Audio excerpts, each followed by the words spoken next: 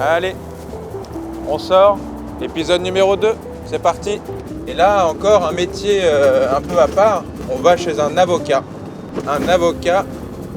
pénaliste. Du sérieux. Là, on prend la place de l'Étoile, tranquille. Un avocat qui est aussi acteur. Le cinéma est sa passion. Et son nom, c'est Pascal Garbarini. Et on l'appelle Garba, les intimes l'appellent Garba. Moi, je l'appelle pas comme ça. Je l'appelle Maître.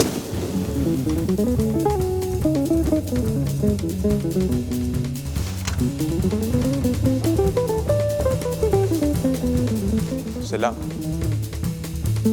Ça change puisque c'est toujours nous qui venons chez vous. Ben oui. Ben voilà, là vous êtes dans le cabinet d'avocat de la SAS Garbarini. Alors ça c'est mon bureau. Est-ce que c'est là que vous donnez rendez-vous à vos clients? C'est là que vous vous rencontrez? Non, là c'est un peu la caverne de l'ours. Oui. Voilà, où j'hiberne. Donc c'est assez, on va dire, privé, parce que c'est là où je travaille. Parce que le problème de l'avocat pénaliste, d'une manière générale, c'est qu'il n'est pas maître de son emploi du temps. Puisque vous êtes appelé par les clients, mais aussi par des dossiers judiciaires, où la date, c'est pas vous qui la fixez. Oui, oui, bien sûr. Ça, c'est 2 photos auxquelles je tiens énormément, outre que je les trouve particulièrement réussies. Là, lorsque je monte cet escalier pour la cour d'assises, je vais plaider pour la première fois pour Yvan Colonna. Donc là, je suis interviewé parce que je sors de la plaidoirie, je viens de plaider dans l'évasion de Ferrara. Voilà, là aussi, c'est un dossier très très dur. Il y a ce qu'on appelle des dessinateurs judiciaires. Donc ils font des croquis. Je trouve ça dingue le travail. Voilà, là c'est Yvan Colonna qui est dans le box et moi qui suis devant pour sa défense. Et là, vous voyez, là, il y a Dupond-Moretti, Patrick Maisonneuve et moi.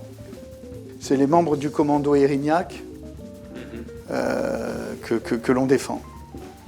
Ça, c'est Ajaccio. Ouais.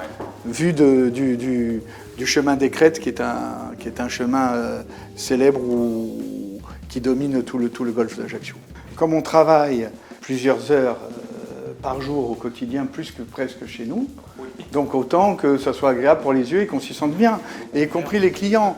J'estime qu'on doit également être en cravate. Ouais, oui. Moi, mes collaborateurs ont l'obligation d'être en cravate. Moi, je suis en cravate parce que je trouve que vis-à-vis des magistrats, c'est le respect. Vis-à-vis du client, c'est le respect. Voilà, moi, je considère que l'habit fait le moine. Je trouve même inadmissible que, sans qu'il y ait un dress code,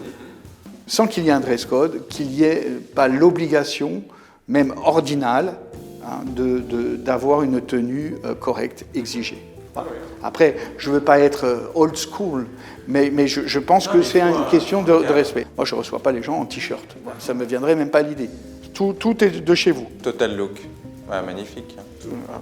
Et j'adore. Voilà. La veste, exactement. Voilà. Avocat, c'est un très beau métier. Et encore une fois, je ne suis pas en train de dire que les avocats pénalistes ou les avocats qui ont fait la cour d'assises sont meilleurs que d'autres.